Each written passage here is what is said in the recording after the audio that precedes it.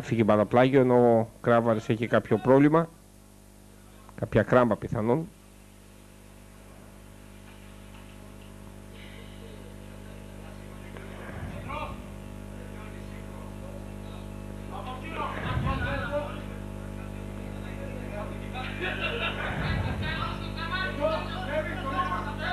Κράβαρης δεν μπορεί μάλλον να συνεχίσει. Ο Μπόλος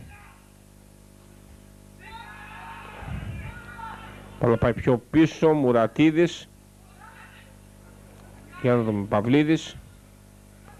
Παυλίδης θα κάνει το γυρισμά. Για να δούμε. Ο Μπόλος πλασάρει εδώ και γκολ. Ο Μπόλος γκολ στο 91. Η Δόξα Θεσσαλονίκης 1-0. Εδώ όλη η άμυνα πραγματικά της ελπίδας κοιμήθηκε και ο Δημήτρης Μπόλος παραβιάζει την αιστεία του Πιμενίδη στο σκασερίσι 1-0.